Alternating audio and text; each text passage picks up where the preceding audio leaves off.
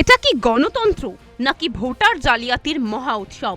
পশ্চিমবঙ্গের মাটিতে আবার ফাঁস হয়ে গেল ভয়ঙ্কর সত্য, আর এই সত্যের সামনে মুখ চাওয়াচাই অবস্থায় তৃণমূল সরকার। ইতিমধ্যেই রাজ্যে শুরু হয়েছে এসআইআর এবং প্রথম থেকেই মমতা বন্দ্যোপাধ্যায় এর বিরোধিতা করেছেন। কিন্তু কেন? প্রশ্ন উঠছে, ঠিক কি আড়াল করতে চাইছেন তিনি? এসআইআর কি শুধু রাজনৈতিক নাটক, নাকি ফাঁস হয়ে যাওয়া বেআইনি ভোটার সাম্রাজ্য রক্ষার জন্য মরিয়া চেষ্টা? এসআইআর এর আতঙ্কে একদিকে যেমন কয়েকশো মানুষ অবৈধভাবে ভারতে বাস করছিলেন, তারা বাংলাদেশে ফিরে যেতে মরিয়া, ঠিক সেই সময় অন্যদিকে হুগলির শ্রীরামপুর থেকে একের পর এক ভুয়ো ভোটার চক্রের চাঞ্চল্যকর ঘটনা সামনে আসছে। মোহাম্মদ খলিল মোল্লা, যে কিনা নিজেই স্বীকার করেছে যে সে ভারতীয় নয়, 1990 সালে বাংলাদেশ থেকে এসে বেআইনিভাবে ভারতে স্থায়ী হয়েছে। শুধু তাই নয়, ভারতীয় মেয়েকে বিয়েও করেছে, আবার সমস্ত ভারতীয় নথিও বানিয়েছে এবং ভোটার কার্ড পেতে নিজের বাবার নামের বদলে শ্বশুরের নাম ব্যবহার করেছে। শুনুন এই অবৈধ বাংলাদেশের নিজের মুখের স্বীকারোক্তি। শ্বশুরের নাম দিয়ে আপনি ভোটার কার্ড করেছেন? হ্যাঁ, কত সালে করেছেন এইভাবে? এটা 2002 পরে হয়েছে, 2003 সালে এরকম। হুম।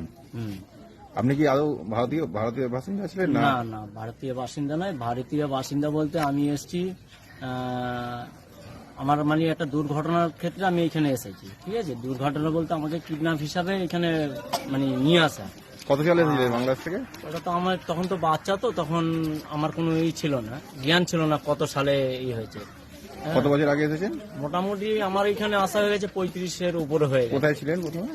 হ্যাঁ, হাওড়া তপসিয়ায় ছিলাম, ওখান থেকে এসে আমতায় ছিলাম, আমতার থেকে বাংলান চৌধপুরে ছিলাম, তারপরে বিয়ে শাদী করে এইখানে আছি ফুলগাছি। এই যে শ্রীরামপুর কি করে তৈরি করেছিল যে ভোটার কার্ড, আধার কার্ড? ওটা তখন আমাদের গ্রাম থেকে আর কি করা হয়ে গেছে। শ্বশুরের নাম দিয়ে হয়েছে? হ্যাঁ, না শ্বশুরের নাম দিয়ে কি করা হয়েছে? যখন আমার বিয়ে শাদী হয়ে গেছে সে কোথায় যাবে?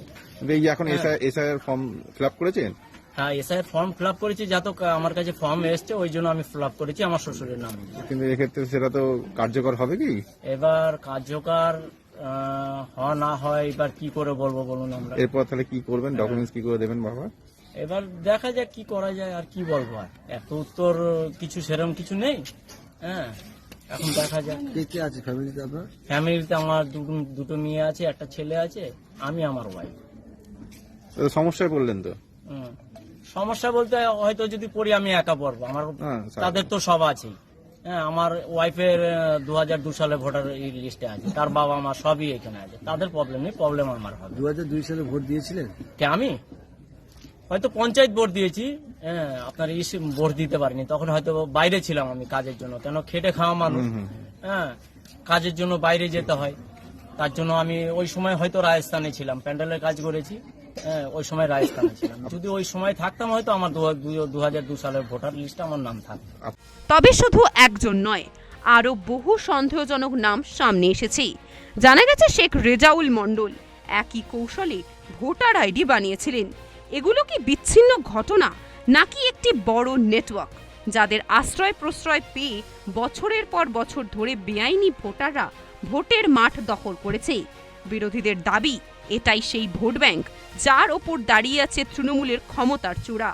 এখন প্রশ্ন উঠছে, বিপুল সংখ্যক অবৈধ বাংলাদেশি বছরের পর বছর বাংলায় রমরমিয়ে বাস করছে, ভারতীয় নথি তথ্য বানাচ্ছে, কেউ কেউ আবার বাবার জায়গায় শ্বশুরের নাম দিয়ে নকল ভোটার কার্ড বানাচ্ছে, আর প্রশাসন কিছুই জানতে পারছে না। মমতা বন্দ্যোপাধ্যায়ের প্রশাসন কি এতটাই অক্ষম, নাকি ইচ্ছাকৃতভাবে চোখ বন্ধ করে রাখা হয়েছিল ভোট ব্যাংকের স্বার্থে? এই ঘটনায় নিজেদের অফিসিয়াল এক্স হ্যান্ডেলে তীব্র প্রতিবাদ করেছে রাজ্য বিজেপি। বিরোধীদের দাবি, বাংলার ভোটার তালিকায় হাজার হাজার বেআইনি নাম ঢোকানোই তৃণমূলের ভোট ব্যবস্থার মেরুদণ্ড। তাই সেই তালিকা পরিষ্কার হলে তৃণমূলের আসল জনসমর্থন ফাঁস হয়ে যাবে। আর সেই ভয় এসআইআর শুরু হতেই রাজনৈতিক মানসিক ভারসাম্য হারাচ্ছে রাজ্য সরকার।